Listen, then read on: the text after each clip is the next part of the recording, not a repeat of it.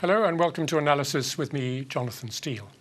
The crisis in the Ukraine has entered a new phase today as the Crimean parliament voted to leave the Ukraine and join the Russian Federation, putting the decision to a referendum on March the 16th. The move comes after the controversial decision by Vladimir Putin to send Russian forces to occupy the Crimea following the removal of the pro-Russian government of Viktor Yanukovych in Kiev 2 weeks ago. Ukrainian and Russian forces have been locked in a tense stalemate in the region since the weekend, with Russian forces stationed at all key transport hubs in the country and Ukrainian forces stationed at military bases but encircled by Russian forces. No one has yet been killed, and the focus has now moved to diplomatic efforts to solve the situation. But as EU leaders met in Brussels today, it was clear that no consensus over sanctions on Russia or economic aid to the Ukraine has yet been reached. So where does this latest news of a referendum in the Crimea leave the Ukrainian crisis? And what will the West's response be? Joining me in the studio to discuss this are Bill Bowring, Professor of Law at Birkbeck College, University of London, Mahmat Sterin, Senior Lecturer in the Sociology of Religion at King's College London, and on Skype we're joined by Dr. Richard Connolly of the Centre for Russian and East European Studies at Birmingham University. Welcome to you all. But first, Alex MacDonald has this video report. Tension is still high as the situation in Ukraine still seems unresolvable. The occupation of the Crimea by Russian troops has provoked the most intense international crisis in the region since the collapse of the Soviet Union. This morning, EU leaders met in Brussels with Ukraine's new Prime Minister Arseniy Yatsenyuk to discuss a possible resolution to the crisis. Yatsenyuk has been in power in Ukraine since the toppling of former President Viktor Yanukovych in February. First, we've got to make sure we get Russia and Ukraine talking to each other. Second, we've got to demonstrate here in the European Union that we will help the Ukrainian people in their hour of need. And third, and just as vital, we need to send a very clear message to the Russian government that what has happened is unacceptable and should have consequences, and were further action to be taken, that would be even more unacceptable and would require even more consequences. All of those three things matter. Those are the things we'll be discussing here today, and I'm hopeful of a positive outcome. Some form of sanctions, I think, will happen. I doubt they'll be very ferocious, because we're getting hints that the French and Germans and Italians are not very interested in that. And from the fascinating photograph the other day of the briefing document, it looks as though the British won't be either. But I think something will be agreed, and I think that so there will be some continued pain and difficulty on the Russian economy. I assume that, though, that nothing realistically will get the Russians out of Crimea. To Western eyes, Putin's actions have been seen as clear aggression, a violation of the sovereignty of the Ukraine, a clear attempt by a neo-imperialist authoritarian to take back historically Russian territory. And as for President Putin, I know we are dealing with a tough guy with a thin skin. I've had a lot of experience, well, not only with him, but people like that, but in particular President Putin. And I know that his political vision is of a greater Russia. I said when I was still secretary that his goal is to re-Sovietize Russia's periphery. But in the process, he is squandering the potential of such a great nation, the nation of Russia. To Russian eyes, though, a Russia-friendly president has been overthrown in a violent coup and replaced with a right-wing establishment, which in some quarters features some very nasty individuals. The far-right Svadoba party, who has been accused of harbouring anti-Semitic and anti-Russian views, has scored 6 major cabinet ministries in the new government, which has prompted some commentators to declare a fascist uprising taking place. Earlier today, Crimean MPs voted that Crimea should become part of the Russian Federation and that a referendum would be held on March the 16th to ratify their decision. Crimea was handed to the Ukraine by Nikita Khrushchev in 1954 when it was still part of the Soviet Union. Crimeans now face a choice over their future, whether to remain part of a Ukraine which is becoming more and more aligned to the European Union or to rejoin Mother Russia. Although the majority of Crimeans are ethnic Russians, there is a very vocal minority opposed to joining Russia. Particularly the Tatars, a mostly Sunni Muslim ethnic group who have been deeply hostile to Russia since being the victims of ethnic cleansing under Stalin in the 1940s. They have condemned moves by the Crimean parliament to push for reunification with Russia. We urge not to convene the session, not to aggravate the situation in Crimea. It was clear even yesterday that the session was being convened with one single purpose: to take actions today which would lead to the separation of Crimea from Ukraine and unification with Russia. Although the action on the ground in Crimea has yet to spiral beyond the odd scuffle, the rhetoric from all parties is stirring up discontent, and it might not take much for matters to escalate into all-out fighting. The world is watching Crimea now to see if the revived Cold War doesn't catch fire. Alex MacDonald, Islam Channel. Well, Bill Baring, let me start with you. I mean, do you think this referendum will certainly lead to a yes vote for joining the Russian Federation? Well, the first thing to say is it's illegal and unconstitutional. And under the Ukrainian Constitution of 1996, actually Ukraine is a unitary state. Like France or Britain, it's not a federation. But they created the Autonomous Republic of Crimea to assuage those Russians who wanted to rejoin Russia. And actually, there's been no significant movement since then to rejoin Russia, by the way, in Crimea. They do not have the right to secede of any kind, and the Constitution is very clear that Ukraine has to stay together. Russia, to date, has not said anything different, by the way. Whether they get a majority, well, they have a numerical majority in what's called the Supreme Soviet in the Autonomous Republic of Crimea.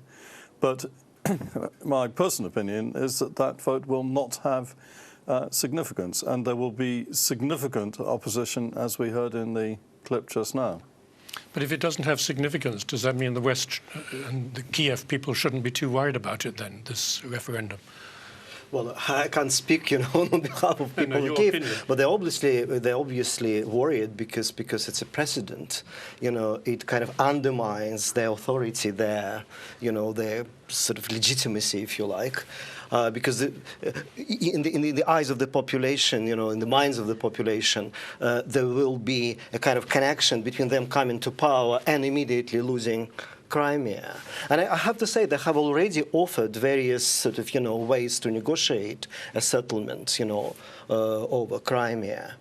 Such as what have they offered? Well, I don't know what they have in mind, but they're talking about kind of extending rights of the Russians, giving them, sort of linguistic, if you like, security in Crimea. Yes, we're talking about Crimea. Which they already have. Yeah, it was a specific statement by the kind of current Prime Minister Yatsenyuk on Ukraine, in which he offered negotiations.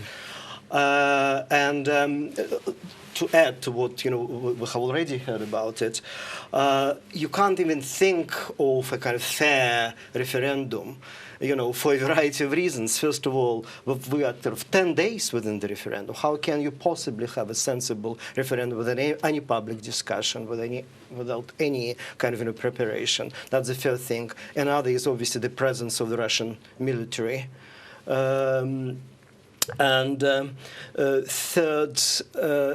the Crimea doesn't have a kind of political structure to have and discuss different political views, to, discuss even the questions in the referendum. Let me bring in Dr. Richard Connolly. Obviously, just pushing Crimea aside for 1 minute and focusing now on eastern and southern Ukraine, do you think that federation of Ukraine, keeping the country together but turning it into a federation, is a viable outcome that would satisfy anybody? I think that's one option, but I don't think it's necessarily an option that would satisfy certainly people within within Kiev, large parts of Western Ukraine, at this stage. Perhaps it might satisfy smaller segments of the Ukrainian population in the south and in the east. But even there, it's not quite so clear-cut that that's necessarily what they desire, at this stage at least. What do you think the people in eastern Ukraine do want, the majority of them? Well, for my reading of it, I think probably a preservation, largely of the status quo. Maybe, when I say eastern Ukraine, I'm referring more to the Donbass, the larger regions, not necessarily Crimea, which is, I think, a population of about 2 million. It's a relatively small share of southern and eastern Ukraine.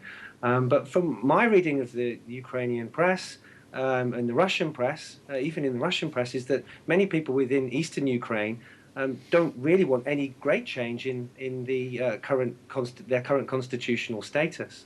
Of course, there'll be some small segments, no doubt egged on by people in Moscow, that might articulate a slightly more different view to that. But so far, my sense is that the view is to keep things as they are. Well, Bill Bowring, the Russians are saying that the government in Kiev is too lopsided and narrow. It's not really a government of national unity, which was what the opposition parties agreed with the EU foreign ministers 2 weeks ago. I mean, do you think that is a viable, legitimate argument? Well, I think there's a danger in oversimplifying, by the way, because in the introduction a few minutes ago, we heard that Mr. Yanukovych was pro-Russian, but actually President Putin couldn't stand him. And Yulia Tymoshenko was imprisoned because of the fact that she was too close to Putin and had done a deal with him over the gas for Ukraine. So I think things are much more complicated. And of course, the fact of the matter is that Yanukovych was elected president because people were so fed up with Yushchenko and Tymoshenko, and he did win that. He lost it completely. He had to concede himself that he's got no power, and that's what Putin also said in the press conference yesterday. So it's quite clear this is the last person who was legitimately elected, but has no power. No, I'm not talking about Yanukovych. Yeah. He's yesterday's person.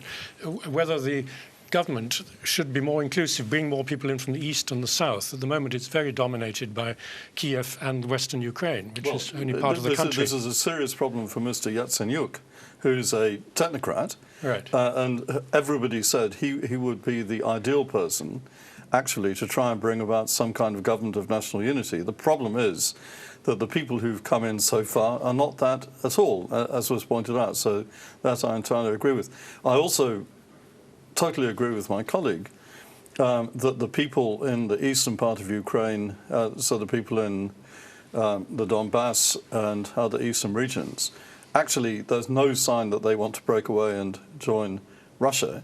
There are minorities who come outside buildings and shout, but the great majority of people were actually not unhappy with the situation. And what they wanted was a greater opportunity for the use of the Russian language, as in Crimea. That was what was in the law of 2012, which was repealed by the new parliament very recently, and that was then vetoed by the new acting president, who says that now there is serious work going on a new law on languages, and that, as a matter of fact, is the issue which, if it's seriously addressed, and if some people are brought into the government, not from the Svoboda party, there are probably too many of them, then I think there's a real chance of Ukraine maintaining itself. And by the way, there's no indication yet from the Russian side that they want to dismember Ukraine. Well, we just had the leakage of a conversation with the Estonian Foreign Minister and Cathy Ashton. You saw that, which suggested, more than suggested, which said that a lot of the sniping was done by people on the protest side, on the anti-Yanukovych side. Do you think that changes the image of these people who've now come to power? Well, it's a very complicated issue because what we know from a leaked conversation from the Estonian Foreign Minister, who in turn heard it from a medical doctor who now denies that she actually said that, and she didn't have any evidence. Now she says that the snipers were, if you like, hired by the Maidan authorities and was sort of was shooting people, from both sides. So I wouldn't speculate about it. But But if that's the case, obviously it needs to be investigated. And I would say that, the current Ukrainian government, caretaker government, if you like, should make it clear that they're prepared to investigate, because obviously it's a serious speculation. But I wouldn't go beyond that, at the moment. Well, Dr. Connolly, do you see any kind of compromise emerging from this issue between Russia, Ukraine, and the Western countries, or are we stuck with this conflict? I still think that in the long run, fingers crossed, but in the long run, that compromise is the most probable outcome. I just think that at this stage, the main interests of the outside parties need to be guaranteed, and I think that for Russia to continue to exert influence over Ukraine, I don't think that it wants to absorb either Crimea or Eastern Ukraine. I refer to a point made previously there that the Russians have shown no signs so far that they're intent on formally absorbing Crimea. They may be encouraging those sorts of noises to be made as a signal to say, look, we have influence here, but I don't think that that's necessarily an outcome that's desired, because it's a relatively poor region. I think it would end up costing Russia a lot of money as well as political capital. So I still think that the status quo should in the end be the more probable outcome, because... Well, if that's the case, sorry to interrupt you, I mean, you're sounding relatively relaxed about it, then does that mean that you think there shouldn't be any sanctions or any kind of punitive measures against Moscow at the moment? Well, whether there should or there shouldn't, I mean, from the Western point of view, they have to signal displeasure with the fact that, in all probability, there are Russian troops in Crimea, and there might be Russian troops doing things that they're not legally allowed to do in Crimea, I think is more importantly. So I can imagine why the West might talk about it. In practical terms, Germany, Italy, Holland have very strong trade links with Russia, and I don't think that they'll want to upset the apple cart too much on that front. So I still think that Germany's in the driving front on that front, and in sort of signalling how harsh sanctions might be. So whilst we might think that we ought to impose some sanctions, I think so far, unless there's a serious escalation of matters, I don't think that there will be anything really serious beyond maybe a few restrictions on travel for some officials or such like. Well, I think on that note, we'll end the first segment. But stay with us. In the second half, we're going to be concentrating on the plight of the Crimean Tatars and the minority there who are Muslim, who are Tatar, ethnically different from both Ukrainians and Russians, and who have suffered massive discrimination, if not genocide, in the past. So stay with us.